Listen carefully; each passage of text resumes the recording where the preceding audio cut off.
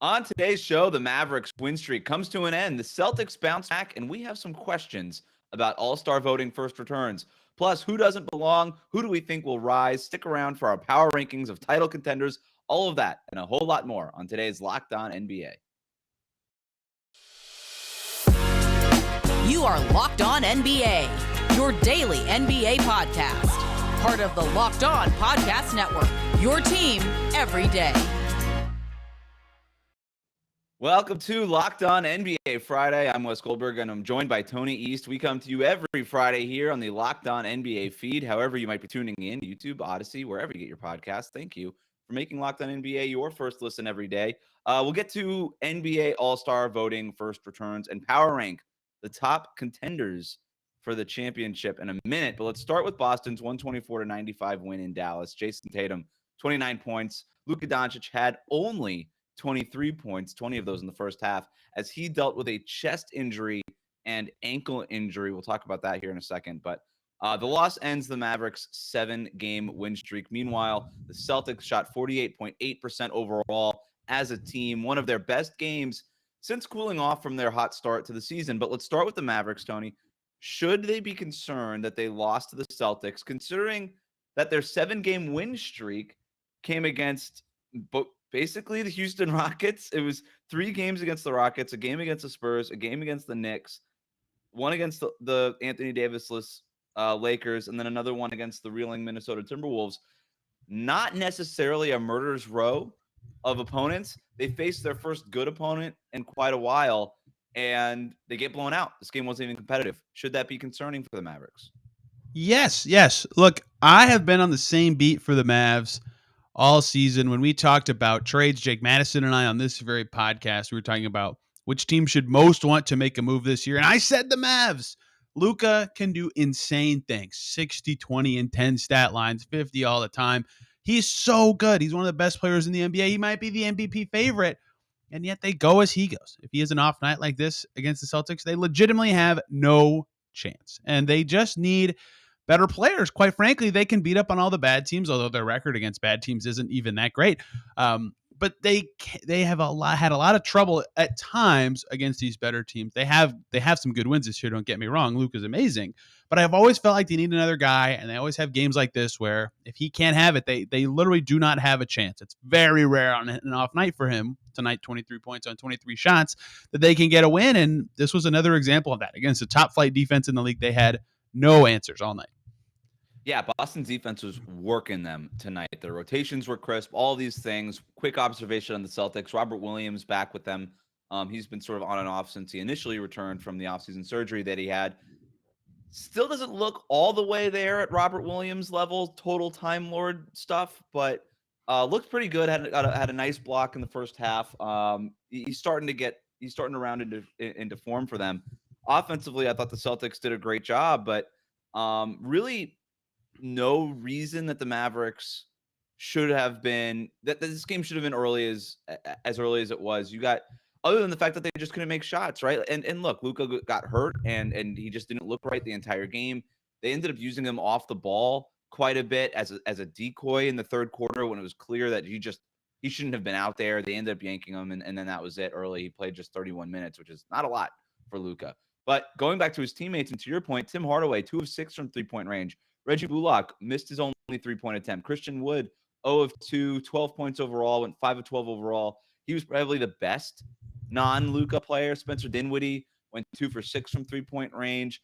The bench made no three-pointers outside of Jaden Hardy, who is a rookie. He went 3 for 3. I really like Jaden Hardy's side. Just his second half was awesome. But besides Jaden Hardy in the second half, not a single player off the bench made a three-pointer for the Mavericks. That is the recipe, right? Like, it's either Luka has an awesome game and just triple-double 60 points his way into a Mavericks win, or his teammates make shots. The Mavericks got neither of those today. So I won't overreact too much to this loss for Dallas because it was just sort of all like a perfect storm of bad things happening for them. But I also wasn't overreacting to the 7-game win streak, if that makes sense, based on the level of competition. I think that ultimately the Mavericks are a playoff team. They're pretty good. And we kind of know, regardless of the 7-game win streak or the loss tonight, what their deal is. And you pointed it out. Either when when the teammates make shots, it's great. Otherwise, there's still just this gaping void of not having the support that Luka needs to have. Yeah, even if Luka was awesome, the other guys were not, like you just pointed out, good enough in this game. Like they had 2 guys in the rotation shoot above 42% in this game. Like you'll never win when that happens. And one was Hardy, who's a rookie, and one was Dwight Powell, who very much reliant on other creators. So yeah, they go as Luka goes, and he sets up those guys for success really well. If they can't make the shots, they can't make the shots. And credit the Celtics, man. Their defense is always really good. They were moving it pretty well in this game, nearly 30 assists. They shot it pretty well. They got to the line a bunch. Like they just kind of played like the Celtics that were really good early in the season, right? They were the best offense in the league by a mile really early in the year. That kind of faded away. Their defense is still really good, and they looked a part of a contender in this one. Yeah, I know I just said like the Mavericks was a perfect storm for them, but also Jason Tatum could have played a lot better. He had the 29 points, which was a game high, but he only went 8 for 22. And I actually thought a lot of the looks were pretty good, and he missed a bunch of the ones that he usually makes. The one thing about Tatum, just sort of zooming out a little bit, that I really enjoy about his game that I was watching tonight is not just the off-ball movement and the screening that he does to help set up teammates, but his perseverance to get to the basket in an NBA that loves the mid-range game, and it's specifically floaters now. People love floaters, especially against like drop coverage and stuff like that. That shot is open, and scorers have been sort of taught to go ahead and master that floater in the offseason and use it during the regular season. Tatum's like, nah, I'm not doing that. I'm going to use my length. I'm going to use my strength and athleticism to burrow my way to the basket. And there was a number of times where he did that. I ended up looking up the stat just because I was curious. He's getting to the rim a lot more this year. He got to the rim. 37% of his shots last year came at the basket. 41% of them are coming at the basket this year. That's a big leap, 4 percentage points. So love what I'm seeing from Tatum. And if he's getting it going like that, and then you start getting the points from Jaylen Brown and the rest of these guys, and they're making shots like that, I was never really worried about Boston's offense. Were you, in that December lull that they had? No, I mean they're too good, right? Like, and with Tatum getting all the way to the rim, their floor is always really high. Not only is he not taking worse shots, but in this game, 10 assists, right? The passes are easier when the defense bends. When you do things like that, it kind of ignites what they do. He had a triple double, and we're picking him apart for how he played in a 30-point win. And he did. I didn't even realize he had the 14 rebounds there. Yeah, he had a triple double. So, could have done better, Tatum. Come on, man. And he only played 35 minutes? I think he played some of that, most of that second half. Anyway, I wanted one quick point on the Mavericks too, because we like the drama on these parts. I know a lot of the stuff is like, oh well, you shouldn't have let Brunson go and all that stuff. I like Jalen Brunson. Obviously, the Mavericks would be a lot better than Jalen Brunson. I think we're starting to spin this too far in the direction of Jalen Brunson was the guy next to Luka, and you let him go. Letting him walk away for nothing is bad. But also, like, it kind of felt like this last year for the Mavericks, didn't it? It was sort of like Luka and then teammates making shots, and that was still the same with Jalen Brunson. He had that great playoff series and saved them when Luka wasn't in there, and that was important. But I think it also sort of created this narrative around Brunson and the Mavericks, like that he was some sort of perfect co-star next to Luka. Obviously, they'd be better with Brunson. He's a good player. You don't want to lose good players and get nothing back. But this idea that he was the perfect co-star next to Luka, I think that's gotten a little out of hand. Yeah, the perception of him changed when he played well in the playoffs, but Luka wasn't playing. And now how he's playing with the Knicks, which how he plays without Luka and how he plays on a team without Luka shouldn't matter to his fit with Luka, if that makes any sense. And he's done well in those roles. Like you said, he's a good player. You would rather have him than not. But yeah, like I think everybody knows the co-star next to Luka should be a forward or a big man, right? Like it seems clear to me, at least, that should be the case. So yeah, I agree with you that it's a little, and I kind of thought when I saw the number on that contract at first that I was like, that's a little high. He's certainly earned it. He's been awesome this year, but the card is definitely far ahead of the horse on that now. Should mention no Dorian Finney-Smith, no Maxi Kleber for another many games it's been now for Dallas, but reporting today on the broadcast that Kleber might not be back until after the All-Star break. That's a long time. So and they really miss those guys and their length and their activity against a Celtics team that is active and switches everything and all those things. So we know that the Mavericks need help, but I also feel like we're not getting a fully accurate read of what it is that they are until this team is healthy. That said, they still need a co-star, but there have been many podcasts already done about that. You watched Lauri Markkanen, speaking of stars, score 49 points. I didn't get a chance to watch that one because I was busy with Boston, Dallas. What was your takeaway from Markkanen in that 49-point night he had? My takeaway is that as the way the NBA trends these days, 49 points is nothing, man. You got to get to 50 to get a mention these days. It's crazy how high the scoring is. Credit to the Rockets for a tiny bit here. The Jazz were clearly trying to get Markkanen into 50 down the stretch, and the Rockets were not letting him have it on that last possession. He missed a three that would have gotten to 52. But the actual takeaway to me is he has become like a 3-level scorer. When did Lauri Markkanen become a 3-level scorer? Not that it's surprising he was good for the Cavs last year, but the shooting has always been the thing that's referred to with him. Like he can put it on the floor and make middies. He can get all the way to the rim and hit layups. Like he is a threatening player from everywhere on the floor, and that's what really stood out. Look, the Rockets defense is what it is, but 27 shot attempts. He goes, I got to do some quick math. 9 for 12 on twos in this game. He had 6 threes, 13 free throws. Like he was doing it from all over the floor. No one thought Lauri Markkanen could do that even 2 seasons ago. That's what stands out about him going crazy in this game. And look, I get it. Again, it's the Rockets, but the Jazz, especially when Conley plays, they're a good team, and Markkanen is a big reason why. They're using him like a cool little chess piece, right? Like he's turned himself into. He kind of looks like a chess piece now that I'm saying it, but they're using him in these like really cool ways where they'll have him like come up off a screen and either kind of spot up obviously off the screen for the 3-pointer, or like to your point, now that he's sort of this 3-level scorer and you trust him to put the ball down and get to the basket, he'll sometimes like sneak by the defense and fool them. They think that he's obviously going to spot up for the 3 because that's been the scouting report on him forever, and then he'll just put the ball down and he'll just get a wide open layup or a little midi thing. Cool little chess piece. Lauri Markkanen, the chess piece. That was the best. I don't even know what to call it. It's not an insult. That was just the best. Yeah, he was really good. No one else on the Jazz really had to do all that much. Like no one else even reached 20 points. Malik Beasley and Jordan Clarkson did some stuff, but Markkanen was just so good it didn't matter. Credit to them. And I'm out of stuff to say about the Rockets that kind of hasn't already been said. Like Eric Gordon said it, right? Where is the development at this stage? Like these guys are good young players. Somebody save Eric Gordon. He's paid his dues, man. I'm all for veterans paying the dues, shepherding the young guys early in their careers. He's done it for a couple of years now. Indiana native needs a new home. Eric Gordon, get him out of there. Yeah, look, they will get better. The Rockets will definitely get better, but it feels like a lot of their games are the same. Everything that's been said about their disconnection in defense has been said. We're getting to the point in the year where I'm starting to cut teams off of my watch list, and the Rockets are high up on that list when I start doing that. Back to Lauri Markkanen.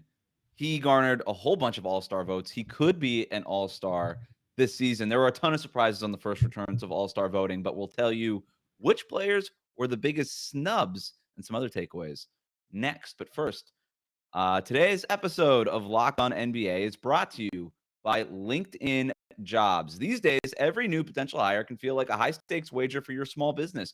You want to be 100% certain that you have access to the best qualified candidates available. That's why you have to check out LinkedIn Jobs. LinkedIn Jobs helps you find the right people for your team faster and for free. Like hiring a great producer for your podcast or the assistant who makes your day-to-day that much easier. There's nothing like making the perfect hire to help your business. That's why you need to check out LinkedIn Jobs, which makes it incredibly easy to create a free job post. Plus, you can add your job post in the purple hashtag hiring frame to your LinkedIn profile to spread the word that you're hiring. Simple tools like screening questions makes it easy to focus on candidates with just the right skills and experience so you can quickly prioritize who you'd like to interview and hire. It's why small businesses rate LinkedIn Jobs #1 in delivering quality hires versus the leading competitors.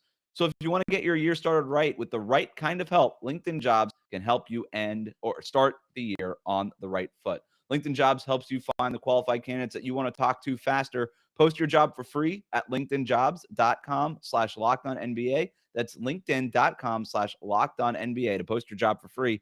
Terms and conditions do apply. Thanks again for making Locked On NBA your first listen every day. All-Star voting first returns. A great way for the NBA to piss a whole bunch of people off on a random Thursday, isn't it? Let's get into this. We're going to do our biggest surprise appearance, our surprise absence, and the player we think is most likely to rise between first return and second return. These are the fan votes for those who are not aware. These are just the fan votes based on the first round of voting. It also sort of serves as your reminder that, hey, all-star voting is currently happening. So that's the other part of this. This is when the NBA sort of starts kicking the marketing on all-star voting into high gear.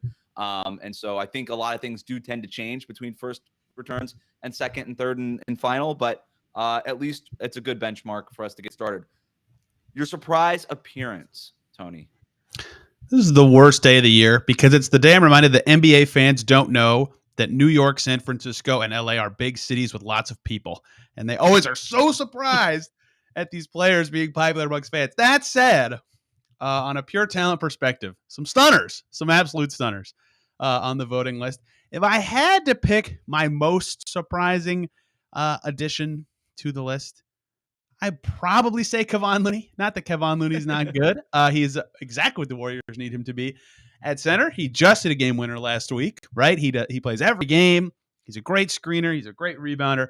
He's not one of the 10 best front court players in the Western Conference. And again, San Francisco's got a lot of people. The Bay Area loves them some Kevon Looney, as you know, since you covered the Warriors for a while. But I think, like some of the other guys that are on there, like, come on, like you get why they're popular amongst their fan base or amongst fans, like, Reeves and Derrick Rose and Nick Claxton and such. Kevon Looney, I'm kind of like, okay, come on. I don't know. The Warriors fans have a way of just mobilizing behind a player. And last year was Andrew Wiggins, who, by the way, is fifth in the front court in the Western Conference. If he ends up being a starter in the West again, there needs to be an investigation into this BTS stuff that's getting him voted on, because that stuff's legit. I don't know if BTS has anything to do with Kevon Looney, but I'm not even entirely sure what BTS is. But Kevon Looney, it is surprising, but it's also not surprising given what I just said. Like, Warriors fans can mobilize around their dude, and so I'm not surprised by any Warrior player. Like, if Dante DiVincenzo was on this, I'd be like, yeah, all right, whatever. Warriors fans are going to vote for the guys. Jordan Poole is 10th among guards, and Warriors fans don't even like Jordan Poole this year. And so I don't really like it. It is just what it is. Derrick Rose is on here every single year. He is one of the most beloved players for some. He gets more votes than he gets seconds of playing time at this point in his career. So he's just always going to be on there. Austin Reeves, just, hey, congratulations. You won the annual Alex Caruso for Random White Laker that gets on the top 10 All-Star list here. Kyle Kuzma, 7th in the front court in the East. But I don't think Kyle Kuzma is more influencer than basketball player at this point. He's got like the whole social media web supporting him. So good for you, Kuzma. I'm actually going to go with a guy who made the All-Star game last year, LaMelo Ball. LaMelo Ball, 7th among guards, garnering more votes than Tyrese Halliburton and Darius Garland, who are vastly superior players to LaMelo. LaMelo's played only 15 games in this sort of stop-and-start season for him in Charlotte. I don't know that there's Hornets fans that exist currently, so I don't even know where these votes are coming from. The fact that LaMelo Ball is 7th right now among the guards in the Eastern Conference, that to me was my biggest surprise. Yeah, like the Ball family gets the votes, but I would have expected Lonzo to be the one getting the Ball family voting bump. He's in a big market even. But LaMelo on here in 7th. I get it, why he's popular, and he was an All-Star last year. He is good, but yes, I agree that he hasn't barely played. Yeah, he's barely played. That's a ridiculous placement. Surprising absence. There's so many to get to, but what's like the biggest surprise absence? I might be biased from covering this man for a long time here in Indiana. Domantas Sabonis. Where is Domantas Sabonis? My gosh, has he been good for the Kings this year? Also, no Kings at all. Kings fans, let's get some voting going. Fox has been excellent. Some as beam well. team, huh? Yeah, some beam team. The beam team. Light the beam and send some votes up on that thing. Yeah, look, Sabonis, I would have over several guys on you here. That. Where would you put him in the front court? It's up to you. LeBron, we should mention for the listeners, we didn't even do this. Malpractice on our part. LeBron James, Nikola Jokic, Anthony Davis are your top 3 front court guys in the West. Top 2 guards in the West, Steph and Luka. That makes sense. Ja Morant is 3rd. SGA is 4th. Zion Williamson's the 4th front court guy in the Western Conference. In the Eastern Conference, the front court is led by Kevin Durant, Giannis, and Joel Embiid, with Tatum in 4th. And then guards are Kyrie Irving and Donovan Mitchell. They would be the starting backcourt. James Harden, Jaylen Brown right beneath them. So where would you put Sabonis in the front court in the West?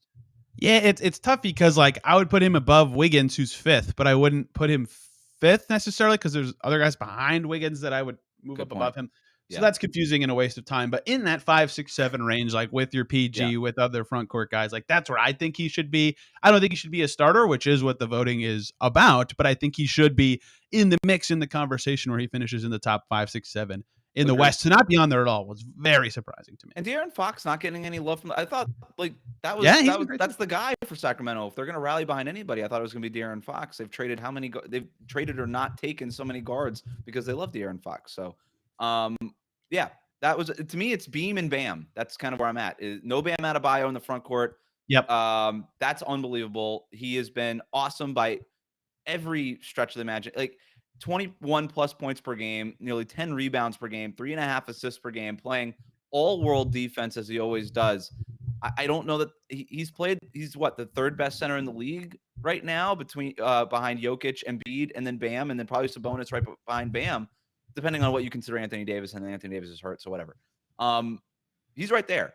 So for him to not be in the top 10 in voting, like I like Nick Claxton, I like Jared Allen. Bam's way better than those guys. So the Heat fans, time to rally. We're actually doing something on Locked On Heat. We're calling it Bam the Vote. So time to Bam the vote. The wrong Wizards big is on here. Porzingis has been actually really good this year. Like, I get that Kuzma's popular, like you said, but Porzingis is like killing it on defense this year, like you just said with Bam, and is shooting efficient. Like, I thought Porzingis would make this for sure because he is popular too. He was an all-star. And you always get the European votes too. They usually come in and they're not helping him. Somebody help KP. Most likely to rise. Let's be quick with this one. What do you got? Oh, that is a good question. I didn't come prepared enough. Dame always has a a stretch where he looks like the best player on the planet. So I guess I'll go with Dame. He's 7th in the West. I think he's been better than that. So Dame for me. I'm gonna go with Jason Tatum. Only because, not necessarily because he deserves to be over Embiid, Giannis, or Kevin Durant. He's been awesome, but he's been sort of right there. You could put any of those guys in any order. I wouldn't have a problem with it. Durant probably needs to be number one. But already the Boston Celtics media propaganda machine coming in support of Jason Tatum right away, the afternoon of the first returns. Boston Celtics reporters, people be like, what do you think? And Tatum be like, I got some work to do, blah, blah, blah, to get up there and be a starter. The propaganda machine that got Marcus Smart a Defensive Player of the Year award last year is coming in full force for Tatum. I never doubt the strength of the Boston Celtics propaganda machine. I am telling you, Tony, I'm going to guarantee it. Jason Tatum is going to be a starter in the All-Star game. Whose place does he take? I don't know. Does he deserve it? Debatable, but I know it's going to happen. I'm glad All-Star starting numbers aren't tracked because one of Giannis, Embiid, Tatum, and Kevin Durant is not going to start just because of how this works, and that's insane because of how the season has gone. Can't we make like one of them a backcourt player? I'm good with it. And do positions matter in a game where people are walking up and down the floor the whole time? Like, the answer to that is no, Tony, and you know that. I understand that was hypothetical, but all right. Our contender rankings, we're calling them the BCS rankings. What the numbers tell us about who the top title contenders might be could surprise you. But first, today's episode of Locked On NBA is brought to you by BetOnline. BetOnline.net is your number one source for sports betting information, stats, news, and analysis. Get the latest odds and trends for every professional and amateur league out there, from pro football to college bowl season to basketball. We've got it all at betonline.net. And if you love sports podcasts, you can find those at BetOnline as well. They're always the fastest and easiest way to get your betting information. So head to the website today or use your mobile device to learn more. It's BetOnline, where the game starts. All right, it's Friday, which means we are counting down to the weekend. And now we're going to go into our BCS rankings. BCS rankings, you might be wondering. That's a college football thing that we did 10 years ago. This doesn't make sense. BCS stands for Basketball Championship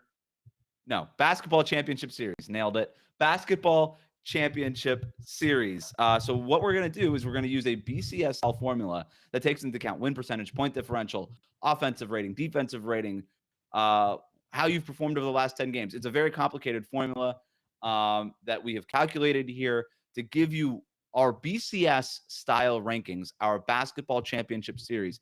Here's the catch. We're only ranking the teams that are actual contenders. So none of this fun, like, hey, the Utah Jazz got out to the 10-2 start or whatever. Like, where do they stand in the power rankings? No, they don't count in the power rankings because they're not winning the championship. They're like a mid-major team that has no chance. We're talking about the Power 5 conferences. We're talking about the SEC of basketball, NBA teams. That's what we're doing.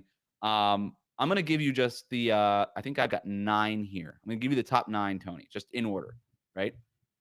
So starting at number 1, the Boston Celtics. Shouldn't be too much of a surprise despite the December slump, but the BCS ranking formula loves them. They're easily number 1 by about 4 points, which based on this model, you guys don't know how big of a deal it is. That's a pretty sizable gap. So Cleveland is number 2. Cleveland is number 2. Woo! This is the team with the best defense in the NBA. Their offense is staying afloat at around league average. They've been awesome, winning 70% of their last 10 games. Their point differential is second only to the Boston Celtics. They've won 64% of their games, and Boston and Cleveland are far and away the leaders in their number 1 and number 2 in our BCS rankings. So we've got Boston, we've got Cleveland. Brooklyn comes in at number 3. Brooklyn comes Hold in at on. number 3. Can Go ahead. we make silly sponsored bowl games for this Yes. as well? So it's going to 100%. be Cavaliers Celtics in the Cheez-It Rose Bowl or something like that in the first round of the playoffs. Is what What's you're something telling that me? Boston and Cleveland has in common? Like history, statues. Like they have both cities have statues. Statue bowl. That's the Like, first thing that came to your mind. Aren't they both on water? Isn't that cooler? there's a lot of cities on water.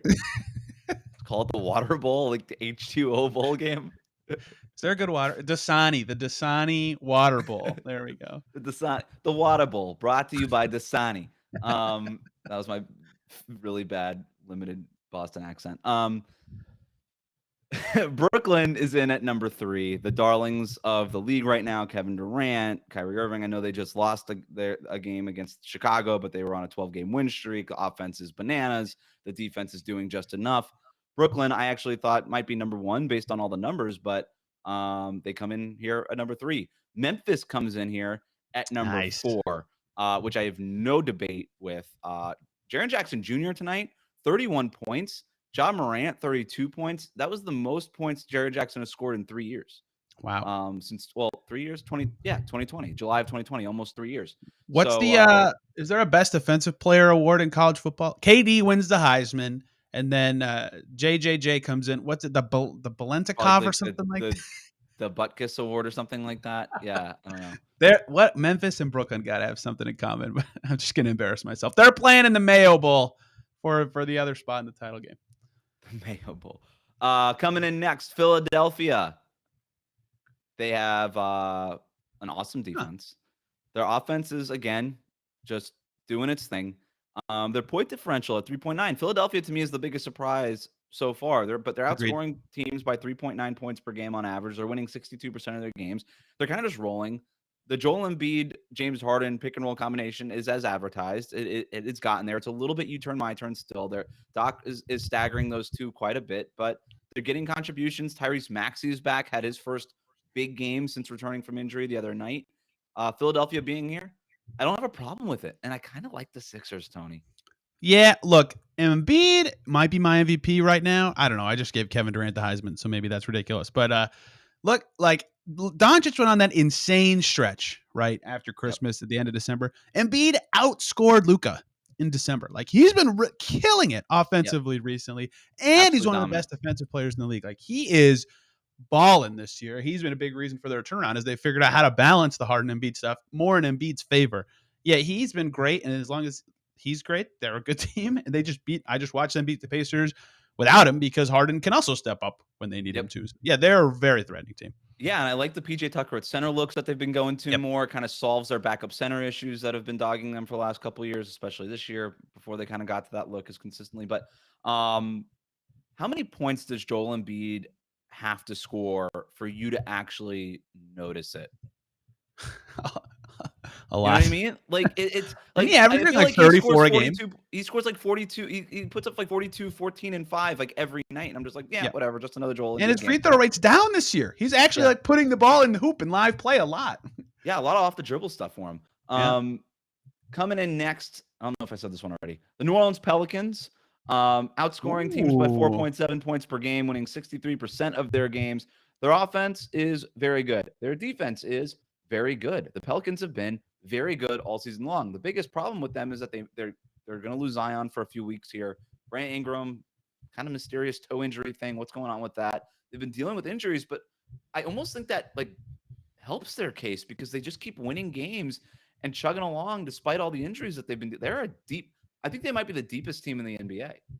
Jake Madison of Locked On Pelicans has said that quite a few times, I think correctly. And Pel Sixers in the Scholastic History Bowl. I can't think of a textbook company That, like, name.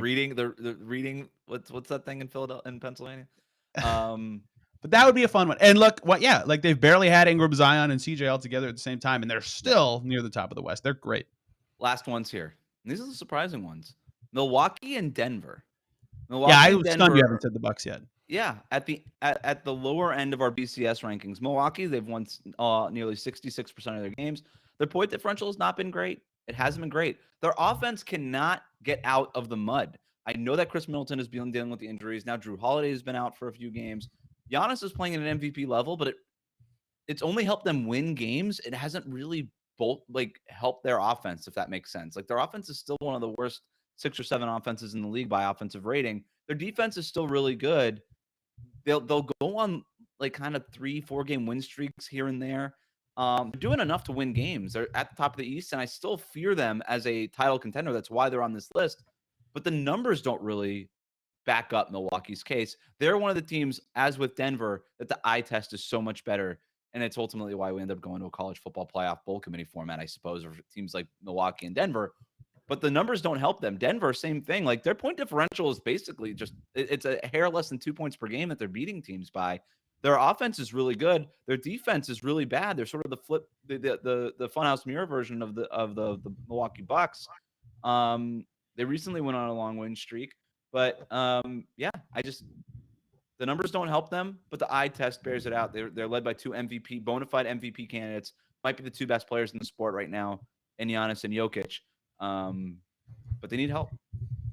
How far we've come that the Bucks and Nuggets are clamoring for the playoffs to expand in the BCS format.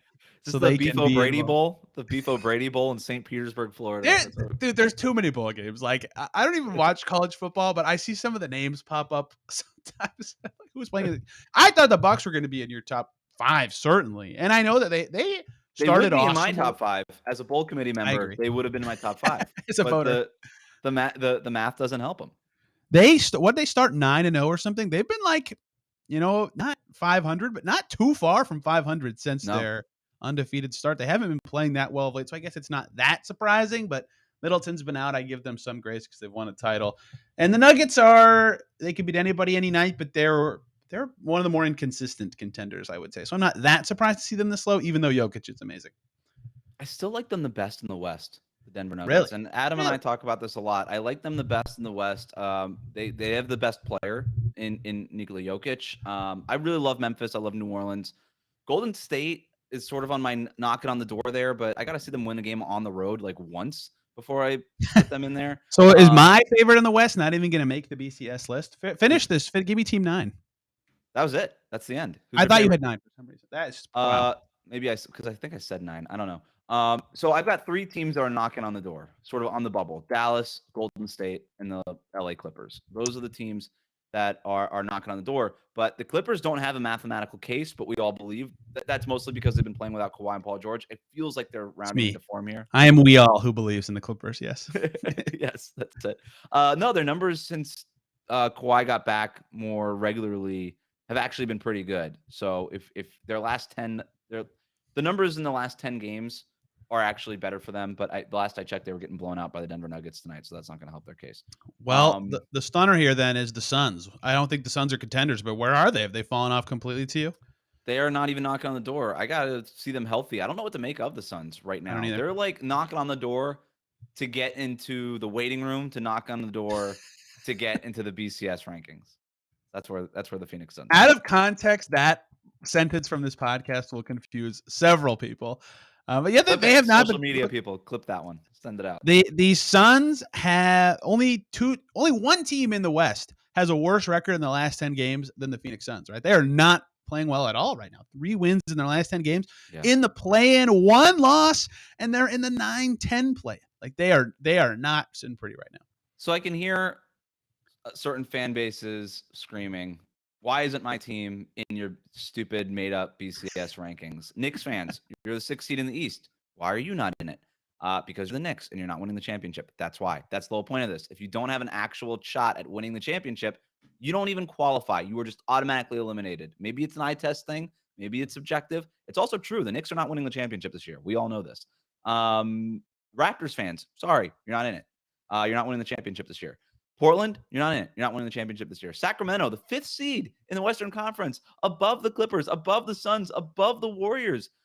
Why are they not in it? Because the Kings are not winning the championship this year. So you are automatically disqualified. I'm sorry. It's just the truth. I love the Sacramento Kings. I love watching the Sacramento Kings. I stay up late to watch the Beam team. But we all understand that they're not winning the championship this year. So they're disqualified.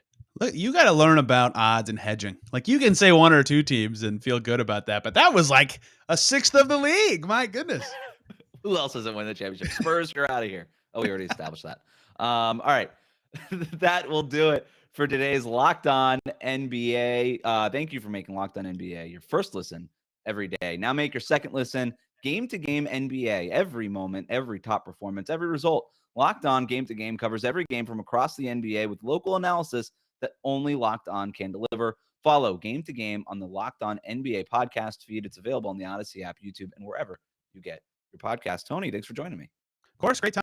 Everybody have a great weekend. Jackson Gatlin will get you on this feed on Monday with the latest from around the league with our local experts here on the Locked On Podcast Network.